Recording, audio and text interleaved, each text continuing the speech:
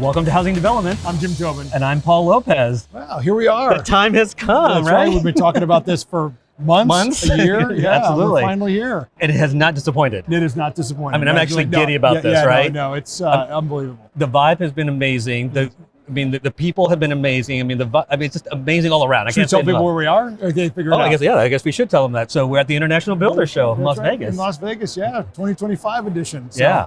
And we're joined by our good friend, Guy Minnix, with LG Pro Builder. Thank you for joining us again. Thank you. Let's build a good life together. That's right. Right? Yeah. Okay, so let's get right into it then. How's the show been for you? It's now day 2. Yeah, day 2, the show's been amazing. Our booth has been full of traffic of builders and designers and remodelers.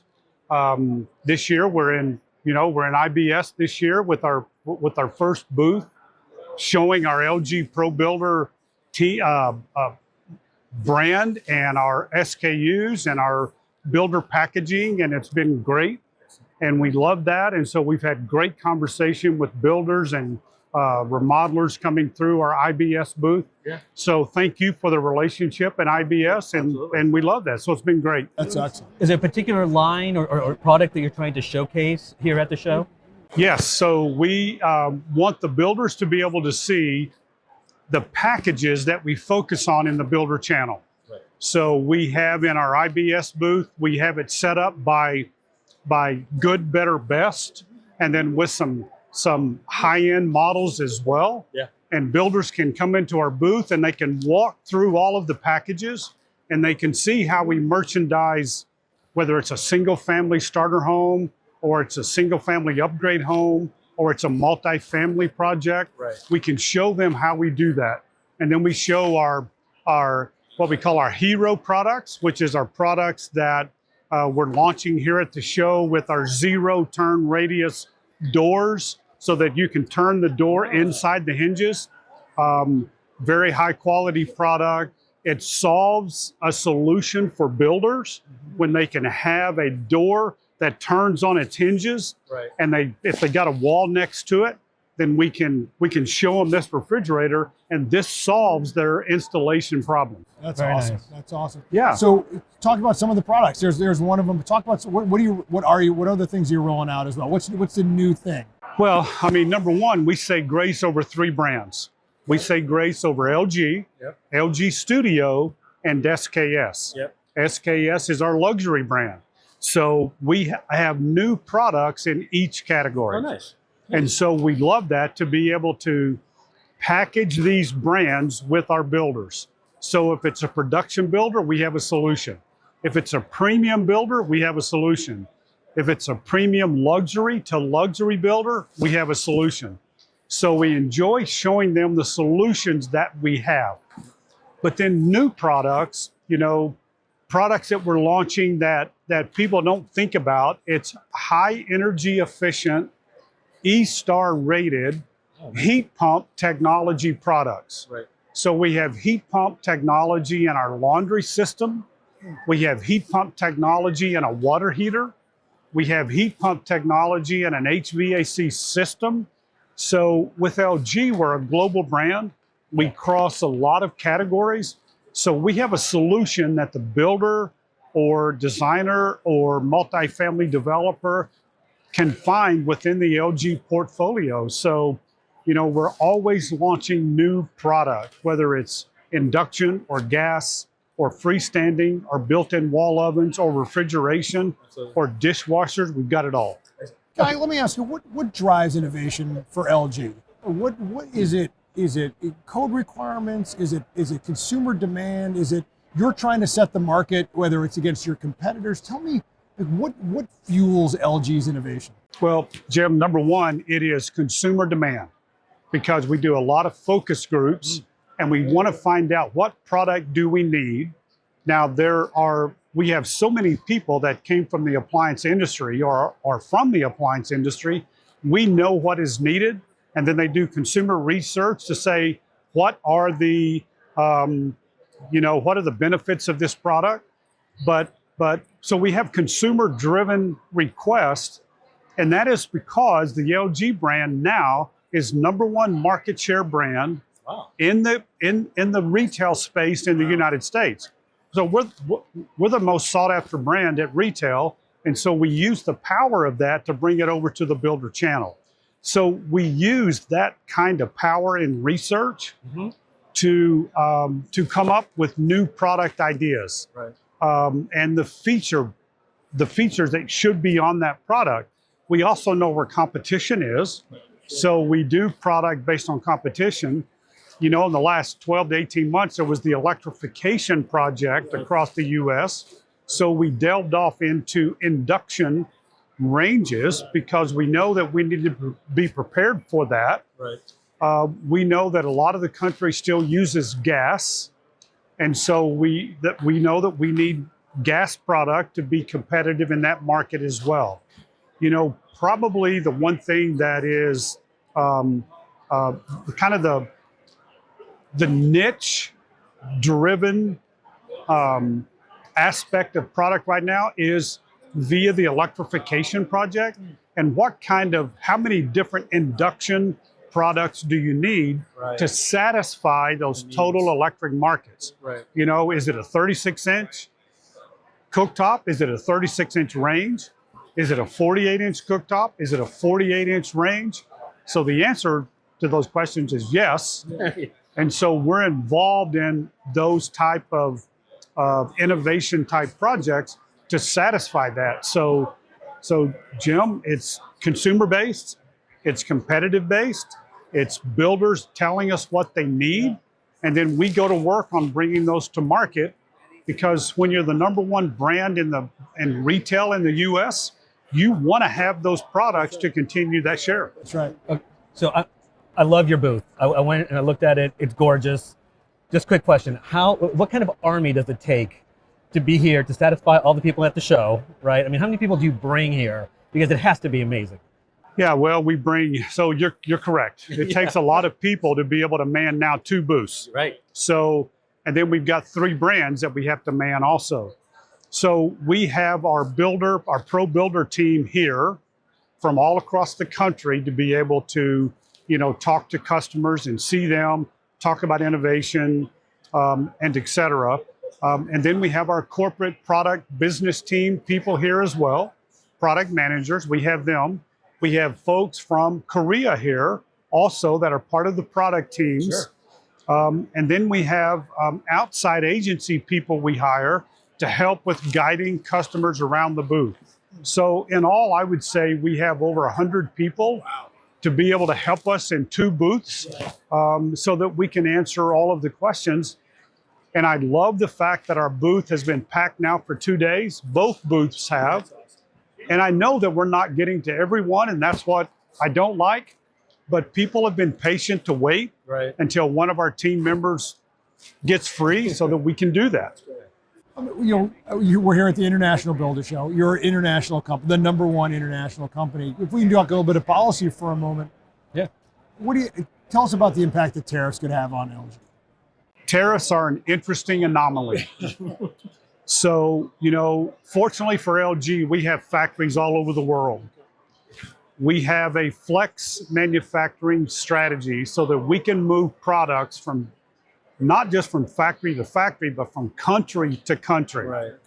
So when the tariffs were announced in Mexico, we had the ability to move some of our cooking product that was built there to another factory in Vietnam without missing a beat. And so we're already producing cooking products there. And so that's helped us. But it doesn't mean that we're still not focused on what kind of cost challenges there are, because then the tariffs went on aluminum and steel. Okay, so you no matter what. So it impacts us, probably not as much as it impacts other manufacturers, because we can move product around the country and we can move from factory to factory. And, you know, we know that we have to be competitive in order to do that. And fortunately for us, we have a factory in the US with a lot of pad sites still available. So we know that we can also, if we choose to build a factory next to our laundry facility in Tennessee, we can go do that. That's amazing. Guy, Well, it thank- helps to be, Sorry, please. yeah, let's say it helps to be diversified in that aspect, especially in these uncertain times. Odd times, yeah, let's leave it at that. That's great. It's great to hear that even despite the tariffs, LG is going to be able to be a leader in the field, but more important, to be able to deliver product, and so the supply chain keeps on moving. That's right. Yes, that's very important to us because, the builder industry, at the end of the day, people buy from people. Yeah, that's right. And so we have the best people in the industry, and we want our builders to know that we're going to help them close homes on time, Right. which is the number one things that builders ask for. Help us to close these homes on time. Absolutely. That is our focus. So we give them the best product in the industry, and we deliver it on time. Excellent. Appreciate that. That's Guy, great. Thank you so much Yeah, for Guy, joining thanks us. for I know joining you're us here. busy. Yeah. Yeah, thank you. Thanks for the time. Yeah, you got it. Thanks, and thanks for your support. LG Pro Builder, a great sponsor of the show, great sponsor of the podcast. Our silliness. Yeah, that's right. Yeah, Yes. we appreciate you very much. Great. Excellent. Thank you. Thank you so much. You bet.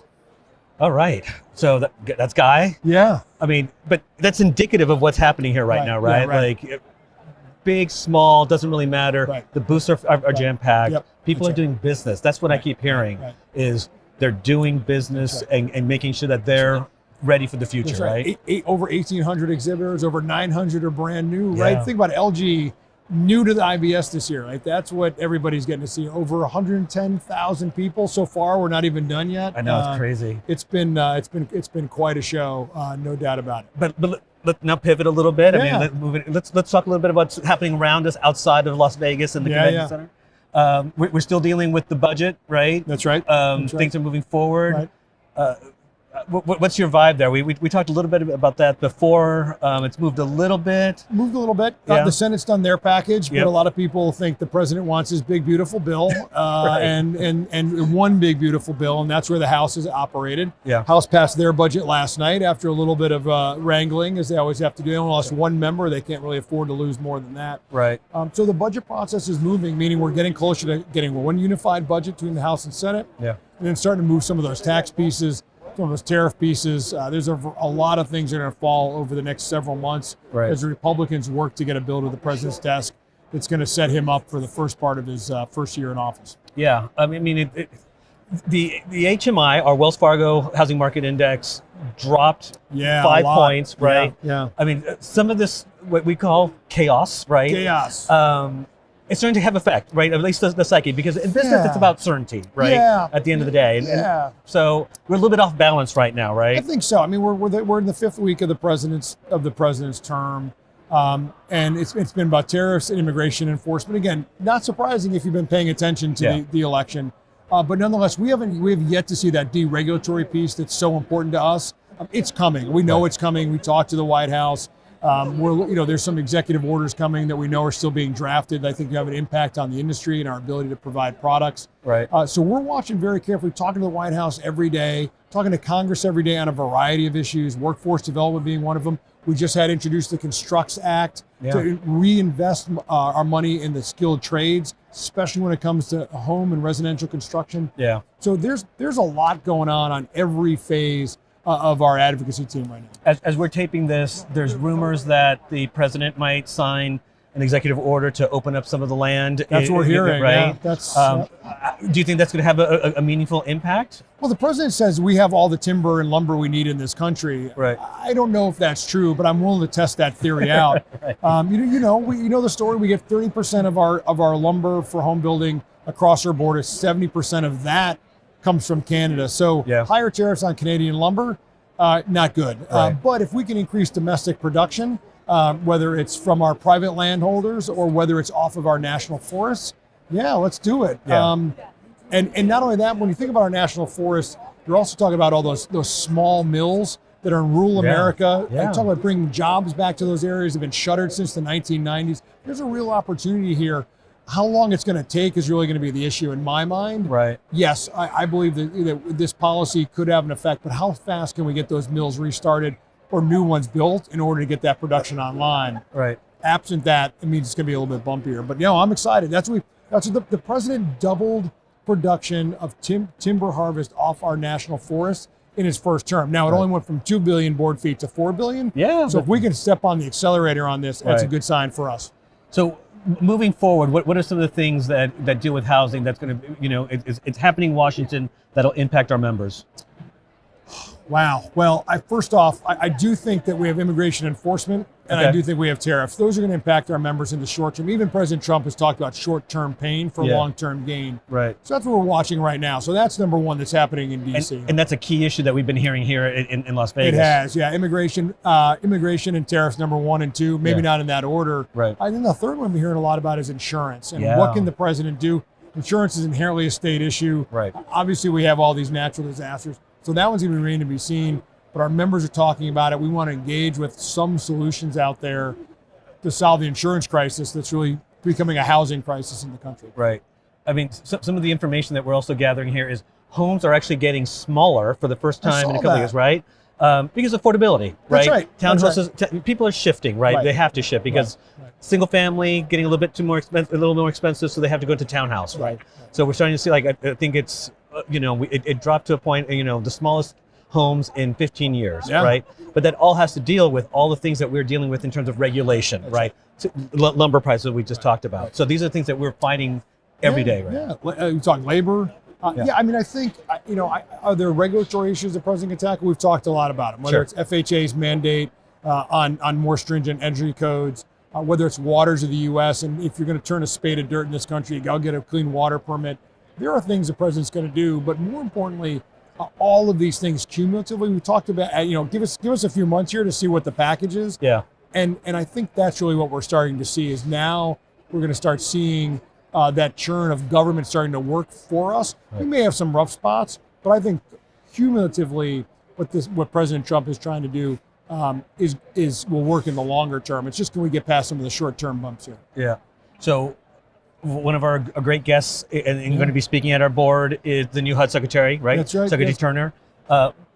We get an opportunity to have like a little chat, We a little do, fireside we chat do. Yeah, beforehand. that's right. What are the things that we're going to be talking to him about and at least putting on his radar at the very least? Well, I think number one, we want to make sure that he has the regulatory agenda that he has in front of him is one that's pro-housing. He wants to build more homes, wants to make housing more affordable. The members of the men and women of the National Association of Home Builders are going to be the ones that do that. Yeah. So it's great that he's here. I mean, he hasn't been in office in 2 weeks yet. Yeah. And he's here going to speak to hundreds of our builders. We're his first gig, right? I think so. I think so. yeah. That's right. He had the cabinet meeting yesterday. And he's right on a plane to see us. I mean, we're flattered. Yeah, right. So, but making sure that he knows the issues that we want him to tackle early on that will reduce the cost of housing. Number two, there's been rumors of cuts, right? Doge is in there and Elon Musk crew are in all the agencies and departments. We want to make sure that if they're going to cut the workforce, they're cutting the right workforce. So making sure they're not hampering the ability to finance through FHA, to make sure that they're not slowing down applications. That's going to be great. And third, we want Secretary Turner to be the advocate in the president's ear on housing, which means talking about the impacts of immigration enforcement, talking about the impacts of tariffs, talking about the deregulatory aspects in other cabinet offices. That's what we want him to be, the chief advocate for housing and housing supply in the president's ear. And that's what we're going to ask him to do. Yeah, I mean, historically, the HUD Secretary has been our partner. We've always Absolutely. had a good partnership. Yep, that's right. So I don't see that changing anytime soon. No, but, I don't. And the fact that, again, like the fact that he came over and is willing to be, one of his first stops, Yeah, and I think it's a great sign. It's flattering. Look, I mean, again, I think we've talked about this many times too, right? The president made housing affordability Key. key in his campaign. He's Yeah. he talked about building more housing to accomplish that. He's talking to the right crowd. Yeah, absolutely. So yeah, it's great. Whew. Yeah, it's all good. It was great. Great to have Guy again. Yeah, guy's great. Again, thank you to LG Pro Builder. Let's build a good life together. There we go. Yeah. I'm excited for the rest of the show. Holy cow, it's been a week. Yeah. How many miles have you been tracking? I don't know, but it's a lot.